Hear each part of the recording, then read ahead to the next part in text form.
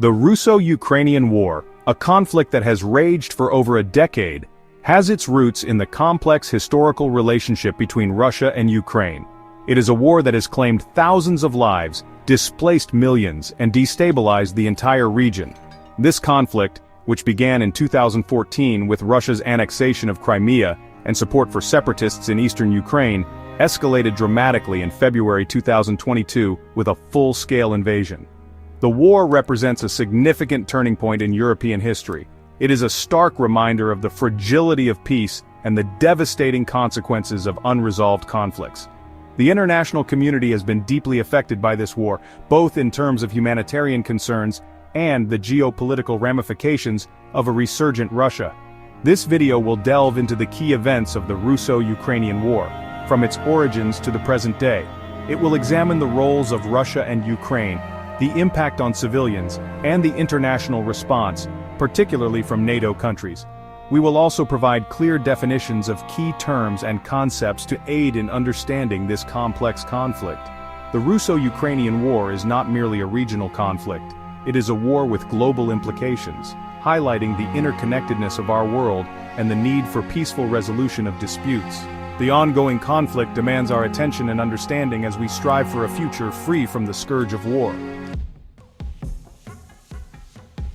The seeds of the Russo-Ukrainian War were sown in 2013 with the Euromaidan protests, also known as the Revolution of Dignity. These protests erupted in Kiev, the capital of Ukraine, in response to then-President Viktor Yanukovych's decision to abandon an association agreement with the European Union in favor of closer ties with Russia. The protests, driven by a desire for closer integration with Europe and a rejection of Russian influence, quickly spread throughout the country. They were met with a brutal crackdown by the Yanukovych government, resulting in the deaths of over 100 protesters. Despite the violence, the protests continued, ultimately forcing Yanukovych to flee to Russia in February 2014. The Ukrainian parliament then formed a new government and called for new elections.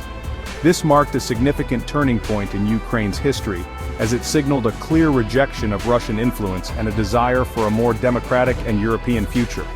However, the revolution also exposed the deep divisions within Ukrainian society and created an opportunity for Russia to exploit the chaos and instability. Russia, viewing the revolution as a threat to its interests, responded swiftly and decisively, setting the stage for the conflict that would engulf the region in the years to come. In the aftermath of the Revolution of Dignity, Russia moved quickly to exploit the instability in Ukraine. In February 2014, Russian troops, without insignia, took control of strategic locations in the Crimean Peninsula, a Ukrainian territory with a majority Russian population. This was followed by a hastily organized referendum, widely condemned as illegitimate by the international community, in which a majority of Crimean residents voted to secede from Ukraine and join Russia. The Russian Federation formally annexed Crimea on March 18, 2014, marking the first time since World War II that a European country had annexed the territory of another. The annexation of Crimea sent shockwaves through the international community. It was a blatant violation of international law and a direct challenge to the post-Cold War order in Europe. Western countries responded with sanctions against Russia, but these measures proved largely ineffective in deterring further Russian aggression. The annexation of Crimea was not just about territory, it was about sending a message. It signaled Russia's willingness to use military force to achieve its geopolitical objectives and marked the beginning of a new era of confrontation between Russia and the West.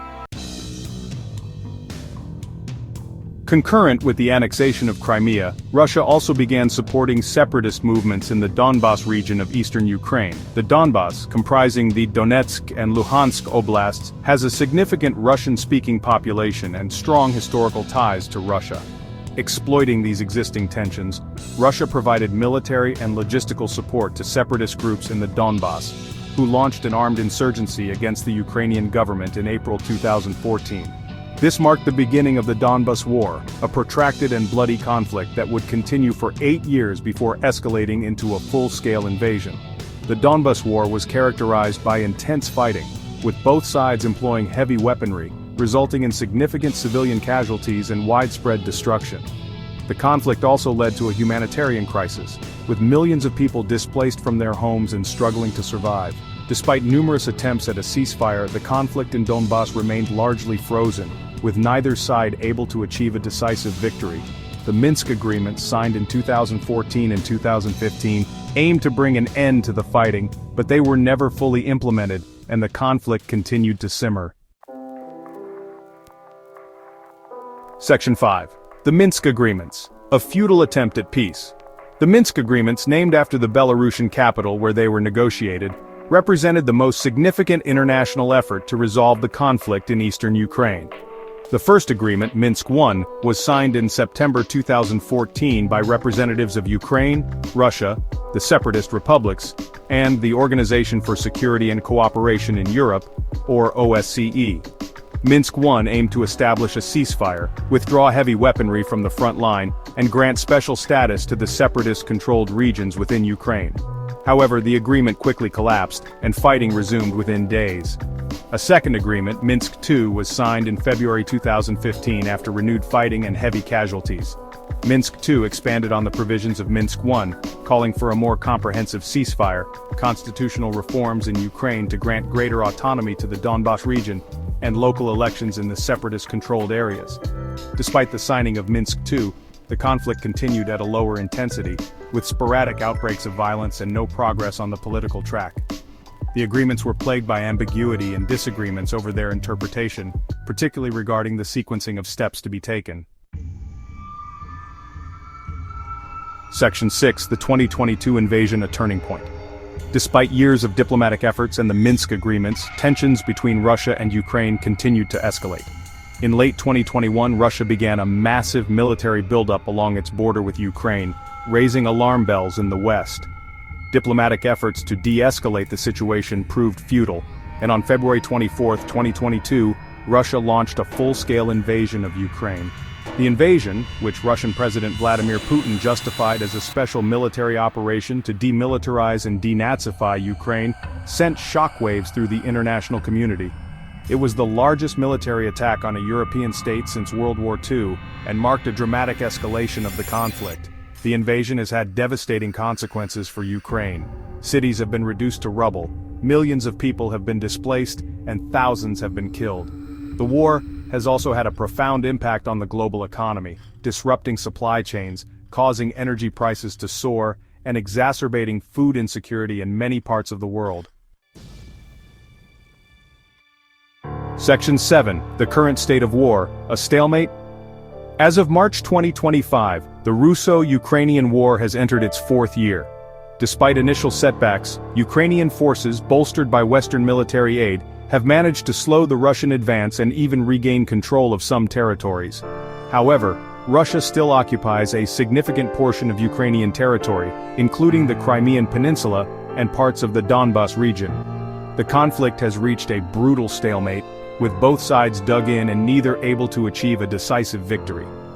Fierce fighting continues along a long front line, particularly in eastern and southern Ukraine, with heavy casualties on both sides. The war has evolved into a war of attrition, with both sides relying heavily on artillery and missile strikes, resulting in widespread destruction and civilian casualties. The conflict has also seen the use of increasingly sophisticated weaponry, including drones, hypersonic missiles, and cyber attacks. Section 8. Global Impact and International Response. The Russo Ukrainian war has had a profound impact on the international order.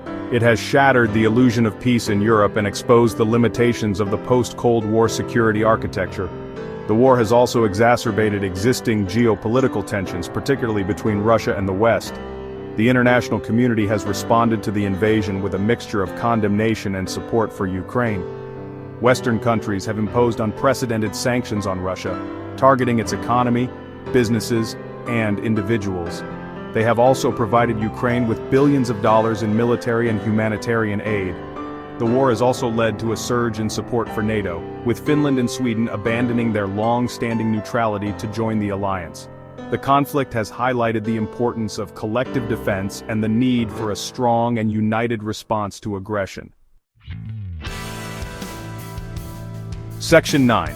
Conclusion: a long road to peace.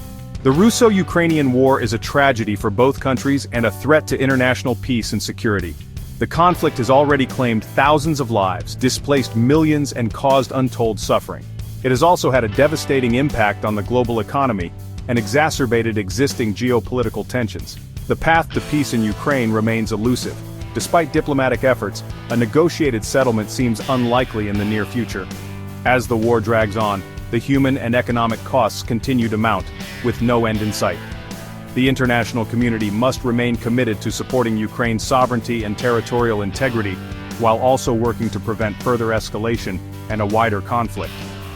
The war in Ukraine is a stark reminder of the fragility of peace and the importance of diplomacy, dialogue, and respect for international law.